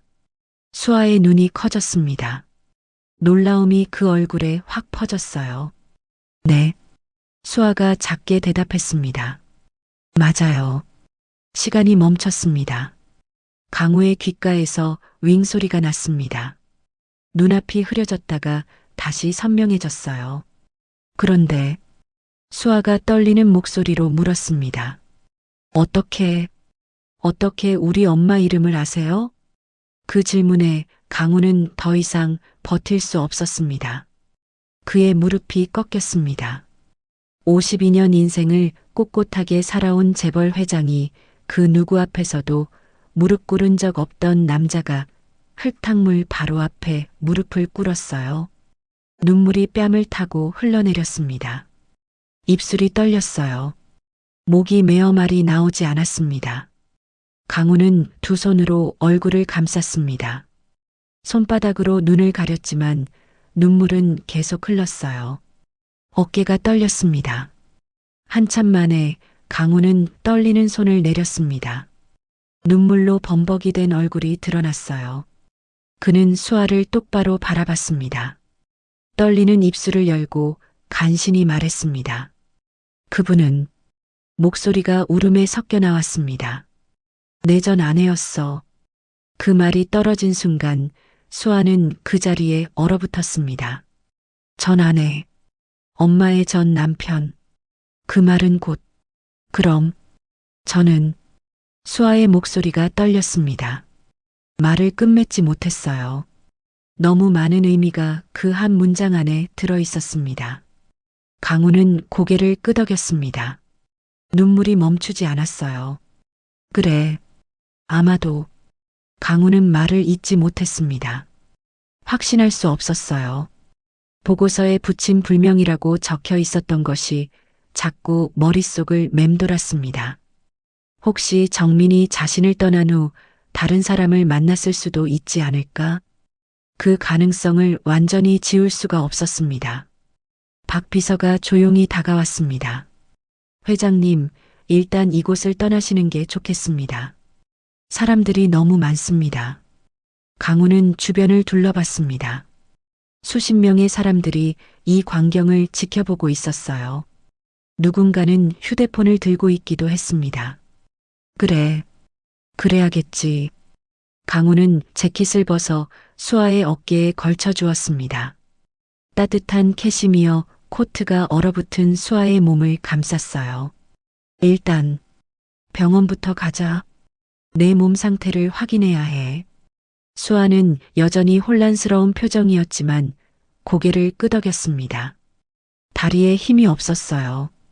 너무 추웠고 너무 많은 일이 한꺼번에 일어났습니다. 박 비서가 수아를 부축해 차로 안내했습니다. 강우도 뒤따라 차에 올랐어요. 차 문이 닫히자 바깥의 소란이 차단되었습니다. 조용했습니다. 엔진 소리만 낮게 울렸어요. 수아는 뒷좌석에 앉아 창밖을 멍하니 바라봤습니다. 진흙으로 범벅이 된 옷에서는 물이 뚝뚝 떨어졌어요. 강우는 수아 옆에 앉았습니다. 한참 동안 아무도 말하지 않았습니다. 차는 조용히 달렸습니다. 겨울거리를 지나 병원을 향해 갔어요. 강우는 수아를 곁눈질로 바라봤습니다.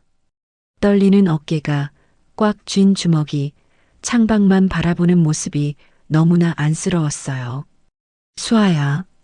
강우가 조심스럽게 말을 꺼냈습니다. 네. 수아가 작게 대답했습니다. 여전히 창밖을 보고 있었어요. 내 어머니, 정민이에 대해서 조금 이야기해 줄 수 있겠니? 수아는 잠시 침묵했습니다. 그리고 천천히 입을 열었어요. 엄마는 제가 10살 때 돌아가셨어요. 수아의 목소리는 담담했습니다. 하지만 그 담담함 뒤에 깊은 슬픔이 숨어 있었어요. 폐렴이었대요. 겨울이었어요. 엄마가 병원비가 없어서 제대로 치료를 못 받았거든요. 강우의 가슴이 철렁 내려앉았습니다. 그 뒤로는 수아가 계속 말했습니다. 옆집에 살던 할머니가 절 키워주셨어요. 친손녀처럼요. 할머니는 자식이 없으셨거든요. 엄마가 돌아가시기 전에 할머니한테 절 부탁하셨대요. 수아의 목소리가 떨렸습니다. 할머니가 없었으면 저는 아마 말을 잇지 못했습니다. 강우는 주먹을 꽉 쥐었어요. 그 주먹이 떨리고 있었어요. 정민이 병원비가 없어서 강우는 눈을 질끈 감았습니다. 만약 자신이 정민을 찾았더라면, 만약 정민이 자존심을 버리고 연락했더라면 정민은 죽지 않았을 거예요. 아빠에 대해서는 수아가 말을 이었습니다. 엄마가 그 얘기를 꺼내는 걸 싫어하셨어요. 수아는 처음으로 강우를 돌아봤습니다. 그 눈에는 의문이 가득했어요. 제가 한번 물어본 적이 있어요. 아빠는 어디 있냐고. 아빠는 왜 우리랑 안 사냐고. 강우의 심장이 쿵 내려앉았습니다. 그랬더니 엄마가 그 얘기는 하지 말라고. 다시는 그 사람 얘기 꺼내지 말라고. 수아의 목소리가 작아졌습니다. 엄마가 그렇게 화내는 거 처음 봤어요. 그 뒤로는 저도 다시는 안 물어봤어요. 강우는 숨이 막히는 것 같았습니다. 정민이 자신을 얼마나 원망했을지, 얼마나 미워했을지, 아빠라는 단어조차 입에 담기 싫을 만큼 미안하다. 강우의 입에서 저절로 말이 흘러나왔습니다. 정말 미안해. 수아는 강우를 바라봤습니다. 이해할 수 없다는 표정이었어요.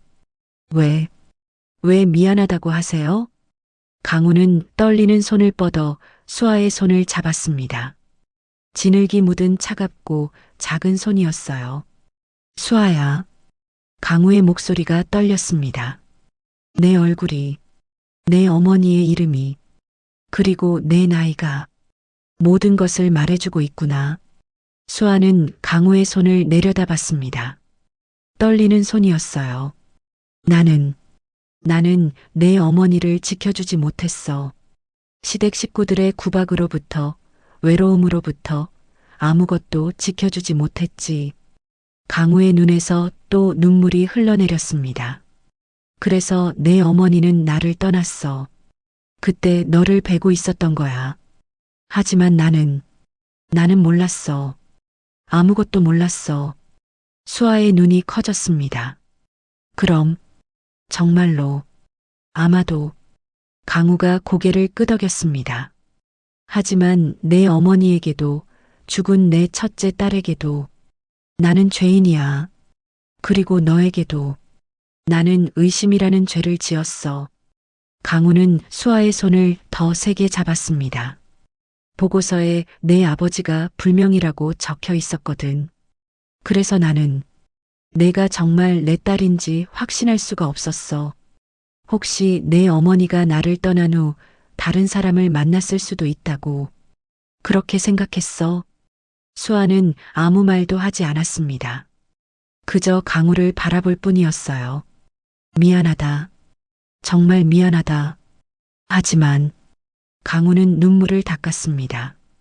너를 법적으로도 그리고 내 남은 인생 전부를 걸고 지키기 위해서 이 모든 것을 바로잡을 첫 번째 절차가 필요하구나. 강우는 수아를 똑바로 바라봤습니다. 검사를 하자. 유전자 검사. 그래야 너를 제대로 지킬 수 있어. 법적으로도 누구도 의심할 수 없게. 수아는 한참 동안 강우를 바라봤습니다. 그리고 천천히 고개를 끄덕였어요. 알겠어요. 차는 병원에 도착했습니다. 일주일이 지났습니다. 강우는 그동안 단 한순간도 마음 편할 수가 없었습니다. 검사 결과가 나오기를 기다리는 동안 그는 매일 밤 잠을 이루지 못했어요. 만약 수아가 자신의 딸이 아니라면 그 생각만으로도 가슴이 무너지는 것 같았습니다. 하지만 동시에 만약 정말 자신의 딸이라면 그동안 수아를 고생시킨 자신을 어떻게 용서할 수 있을까요?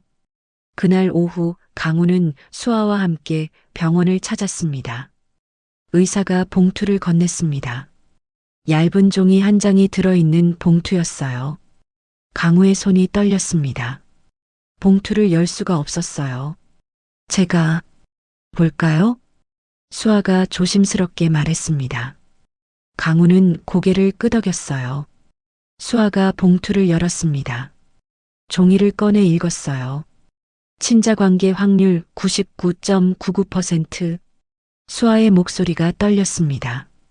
순간 강우의 눈앞이 하얗게 변했습니다. 99.99%.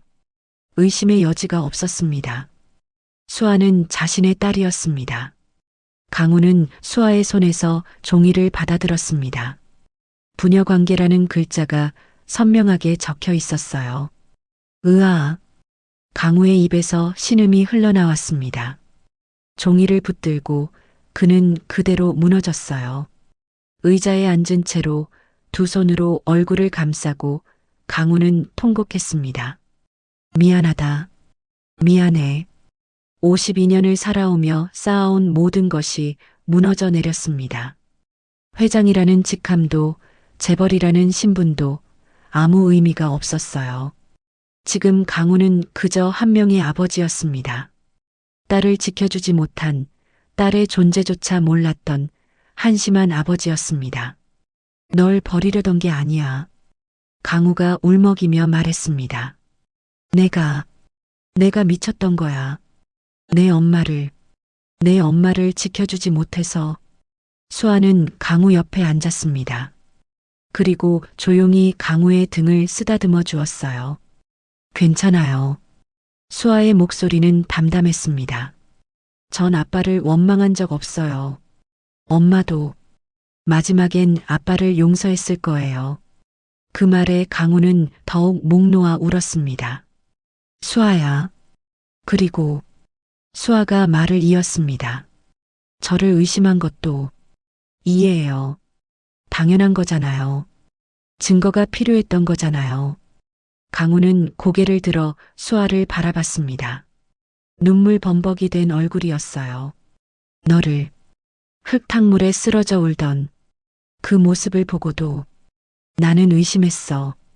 강우는 자신이 한심했습니다. 그게 제일 미안해. 내가 얼마나 힘들었을지 알면서도. 수아는 강우의 손을 잡았습니다. 이제 괜찮아요. 이제 알았잖아요. 수아의 눈에서도 눈물이 흘러내렸습니다. 저한테 아빠가 생긴 거잖아요. 그 말에 강우는 수아를 껴안았습니다. 딸을 처음으로 안았습니다. 19년 만에 처음으로. 미안하다. 정말 미안해. 앞으로는 너를 꼭 지켜줄게. 강우의 울음이 병원 복도에 울려 퍼졌습니다. 52년 인생에서 가장 뜨거운 눈물이었습니다.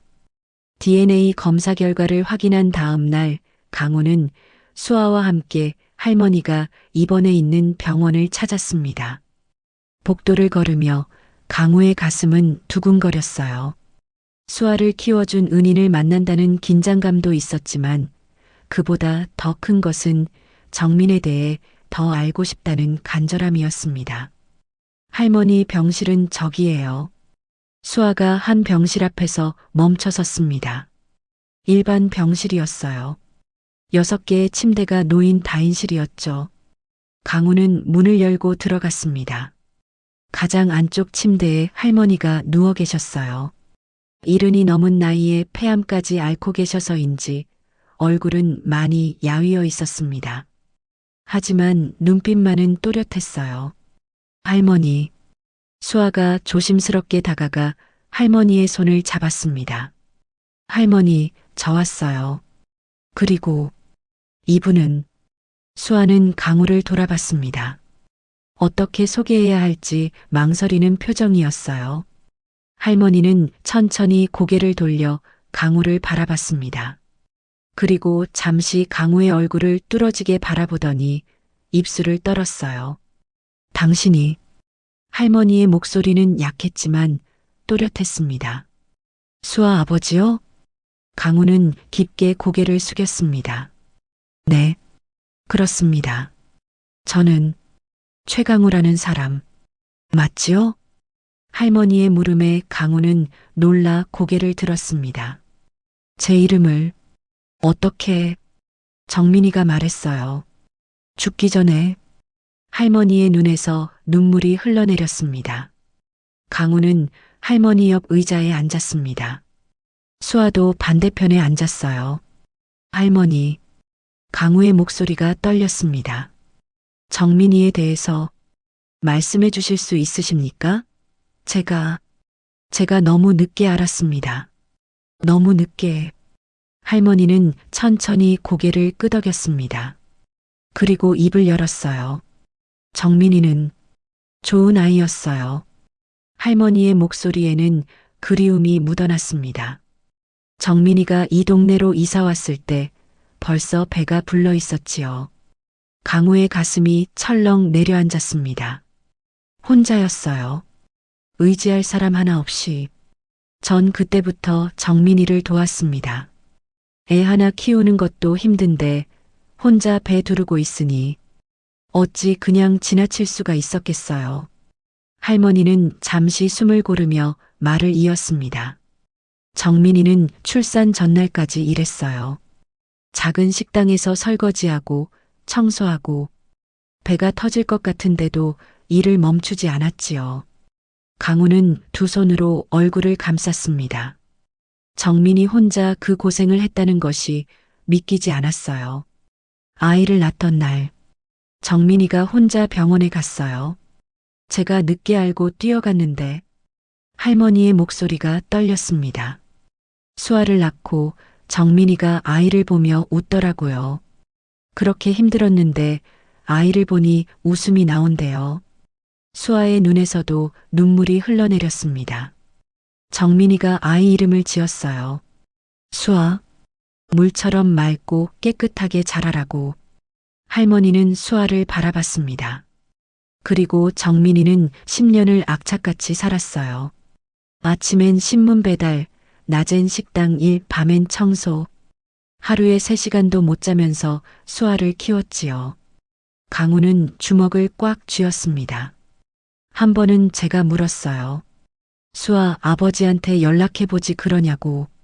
도움이라도 받으면 좀 나을 거 아니냐고. 할머니가 고개를 저었습니다. 그랬더니 정민이가 그렇게 화를 내더라고요. 평소에 순한 아이가. 할머니는 눈물을 닦았습니다. 절대로 그 사람한테 연락하지 말래요. 자기를 버린 사람이래요. 자기가 힘들 때 지켜주지 않은 사람이래요.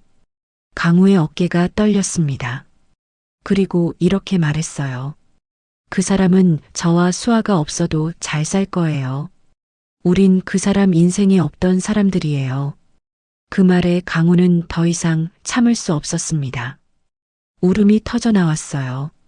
할머니는 계속 말했습니다. 하지만 정민이는 가끔 당신 얘기를 하더라고요. 밤에 수아 재우고 제 집에 놀러 와서는. 할머니의 목소리가 작아졌습니다. 그 사람 잘 살고 있을까요? 행복할까요? 그렇게 물어보곤 했어요. 원망하면서도 여전히 걱정하더라고요. 강우는 고개를 들지 못했습니다. 눈물이 바닥에 뚝뚝 떨어졌어요.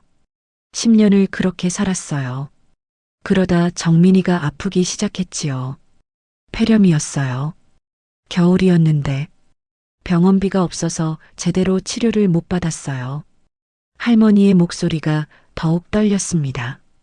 정민이가 죽기 며칠 전에 저한테 부탁했어요. 수아를 돌봐달라고, 자기 대신 엄마가 되어달라고. 할머니는 수아의 손을 꽉 잡았습니다. 그리고 마지막으로 이렇게 말했어요. 절대 그 사람한테 연락하지 마세요. 저는 그 사람이 싫어요. 하지만 수아는 그 사람을 닮아서 행복했어요. 그 말에 강우는 무너졌습니다. 할머니 침대 옆에 무릎을 꿇고 두 손으로 얼굴을 감싸고 목 놓아 울었어요.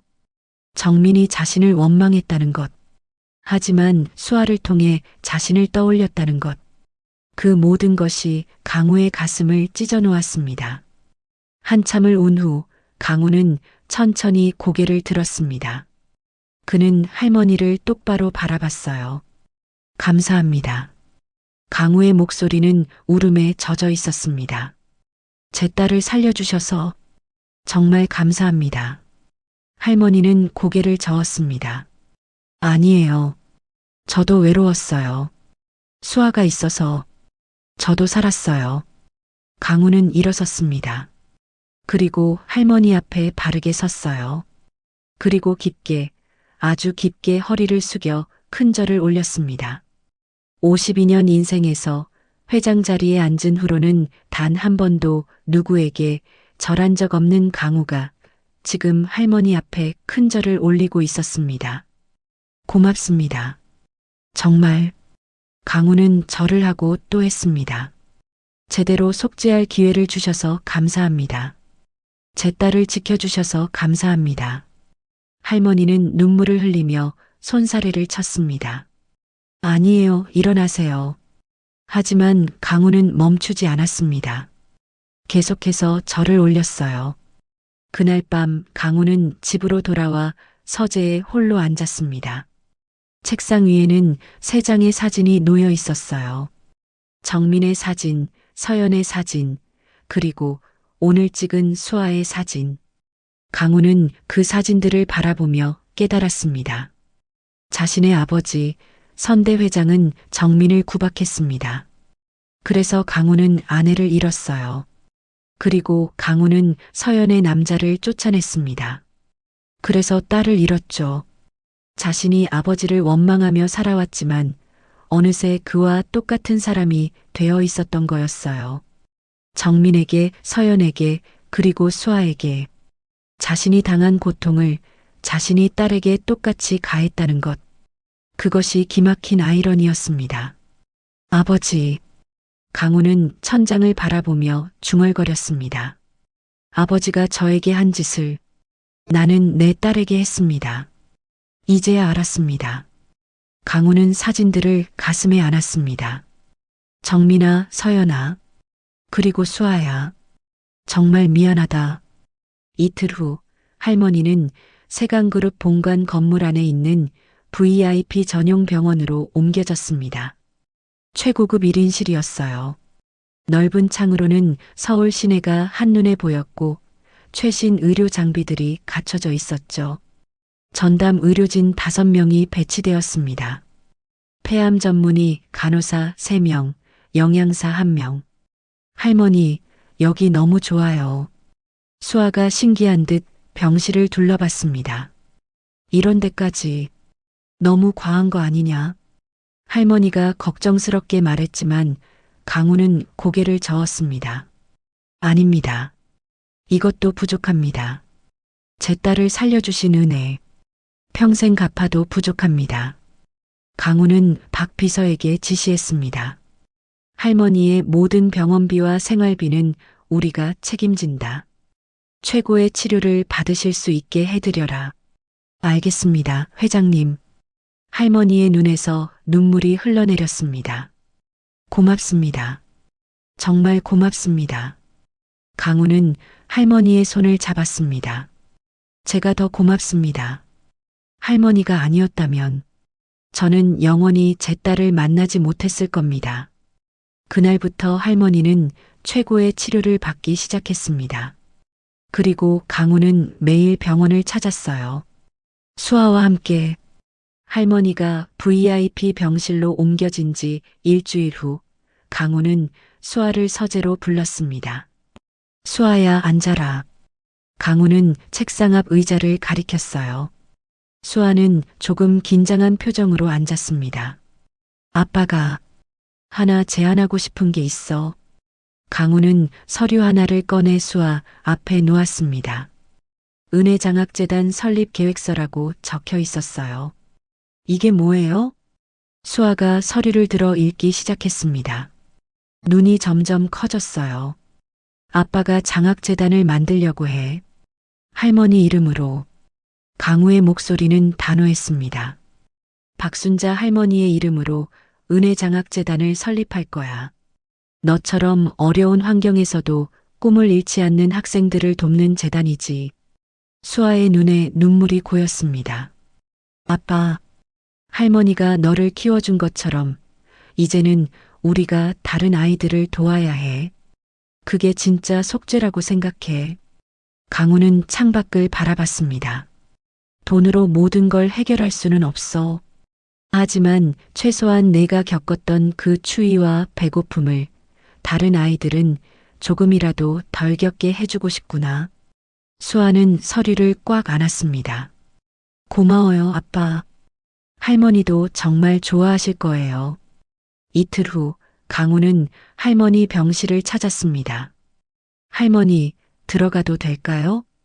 그럼요, 들어오세요. 할머니는 이제 많이 좋아져 있었어요. 최고의 치료 덕분에 안색도 밝아지고 말도 한결 또렷해졌습니다.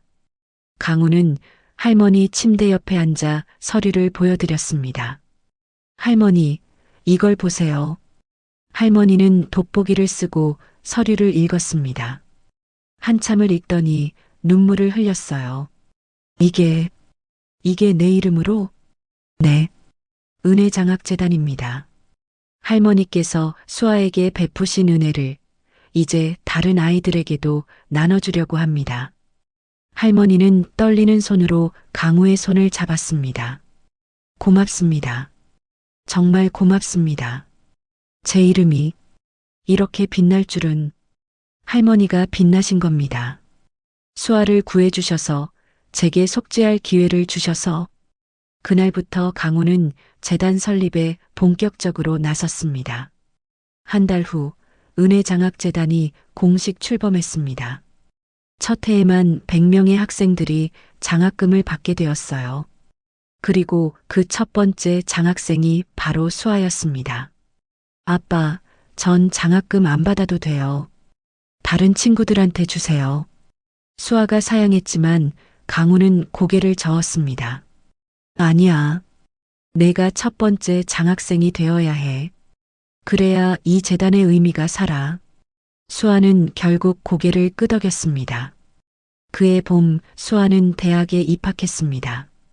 전공은 식품영양학과였어요. 왜 식품영양학과를 선택했니? 강우가 물었을 때 수아는 환하게 웃으며 대답했습니다.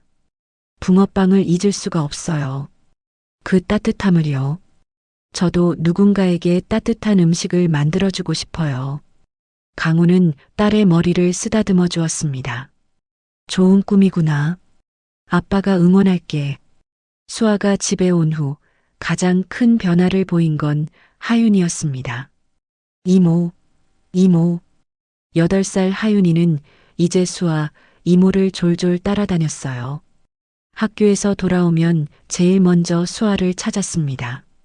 하윤아, 오늘 학교에서 뭐 했어? 오늘요, 체육 시간에 달리기 했어요. 제가 1등 했어요. 예전에는 체육 시간만 되면 구석에 앉아 있던 아이가 이제는 친구들과 뛰어놀고 있었습니다. 우와, 대단한데?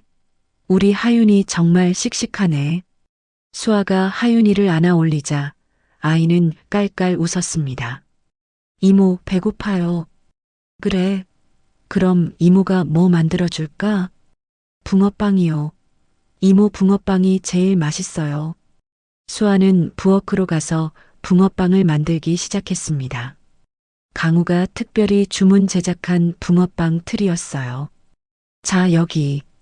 따끈따끈한 붕어빵. 와, 맛있겠다. 하윤이는 붕어빵을 한 입 베어 물었습니다. 그리고 환하게 웃었어요. 깡말랐던 아이는 이제 볼에 살이 올라 또래 아이들처럼 건강해 보였습니다. 밥투정도 사라졌어요. 아침마다 식탁에 앉아 밥 한 그릇을 뚝딱 비웠습니다. 할아버지, 저 오늘 밥 다 먹었어요. 그래, 잘했어. 우리 하윤이 정말 씩씩하구나. 강우는 손자의 머리를 쓰다듬으며 흐뭇하게 웃었습니다. 이 모든 변화가 수아 덕분이라는 걸 강우는 너무나 잘 알고 있었어요. 어느 날 밤 수아는 자신의 방에서 낡은 상자를 꺼냈습니다. 엄마 정민이 남긴 몇 안 되는 유품들이 담긴 상자였어요. 그 안에서 수아는 흑백 사진 한 장을 꺼냈습니다. 20살 정민의 사진이었습니다. 꽃집 앞에서 찍은 사진이었는지 뒤로 꽃들이 보였어요. 환하게 웃고 있는 엄마의 모습이었습니다. 수아는 사진을 가슴에 안았습니다. 엄마. 수아의 목소리는 떨렸습니다. 엄마, 하늘에서 잘 지내고 있죠? 나 아빠를 만났어요. 눈물이 흘러내렸습니다. 엄마는 싫어하실까요? 엄마가 그렇게 미워했던 사람인데. 수아는 사진을 쓰다듬었습니다. 그치만 엄마 아빠를 용서해 주세요. 아빠는 엄마를 진심으로 사랑했대요. 지켜주지 못해서 정말 미안해하고 있어요. 수아는 눈물을 닦았습니다. 그리고 엄마, 나 이제 행복해요. 아빠도 생겼고 조카도 생겼어요. 할머니도 좋아지셨고요. 바로 그때 방문이 살짝 열렸습니다. 이모. 잠옷을 입은 하윤이가 문틈으로 얼굴을 내밀었어요. 하윤아, 아직 안 잤어? 수아가 급하게 눈물을 닦았습니다. 이모, 울어요? 왜 울어요? 하윤이가 걱정스러운 얼굴로 다가왔습니다. 아니야. 그냥. 수아는 하윤이를 꼭 껴안았습니다. 그냥 너무 기뻐서. 우리 하윤이 만나서 너무 기뻐서. 하윤이도 수아를 꼭 안았습니다. 저도요. 이모 만나서 정말 좋아요. 이모는 엄마 같아요. 그 말에 수아는 더 세게 하윤이를 안았습니다. 눈물이 또 흘러내렸지만 이번엔 행복한 눈물이었어요. 1년이 흘렀습니다. 은혜장학재단의 첫 번째 봉사활동 날이었습니다. 장소는 서울 외곽의 한 보육원이었어요. 부모 없이 자라는 아이들 50명이 사는 곳이었습니다. 자, 여기 붕어빵 나갑니다. 수아가 환하게 웃으며 각 구운 붕어빵을 아이들에게 나눠주었습니다. 보육원 마당에는 특별히 가져온 붕어빵 틀이 놓여 있었어요. 와, 붕어빵이다. 저 2개 주세요. 아이들이 즐거워하며 줄을 섰습니다. 제가 이모 조수예요. 하윤이가 옆에서 서툰 솜씨로 붕어빵 틀을 뒤집었습니다. 조금 삐뚤어졌지만 그래도 붕어빵 모양은 나왔어요. 우리 하윤이 정말 잘하네. 수아가 칭찬하자 하윤이는 더욱 신이 나서 일을 도왔습니다. 강우는 조금 떨어진 곳에서 그 모습을 지켜보고 있었습니다. 둘째 딸과 손자가 함께 웃으며 봉사하는 모습, 아이들이 행복하게 붕어빵을 먹는 모습, 강우의 얼굴에 따뜻한 미소가 번졌습니다. 붕어빵처럼 따뜻한 미소였어요. 이제 조금은 속죄가 되었을까? 강우는 하늘을 올려다봤습니다. 맑은 하늘이었어요. 정민아, 서연아, 이제 조금은 용서받을 수 있을까? 그날 저녁 강우는 서재에 홀로 앉아 있었습니다. 책상 위에는 3장의 사진이 나란히 놓여 있었어요. 왼쪽에는 서연의 사진, 20살 때 찍은 사진이었습니다. 환하게 웃고 있는 첫째 딸의 모습, 오른쪽에는 정민의 사진, 수아가 가져온 흑백 사진이었어요. 꽃집 앞에서 웃고 있는 젊은 날의 아내 모습, 그리고 가운데에는 새로운 가족 사진이 놓여 있었습니다. 강우와 수아, 그리고 하윤이가 함께 찍은 사진이었어요. 셋 다 환하게 웃고 있었습니다. 강우는 가운데 사진을 들어 올렸습니다.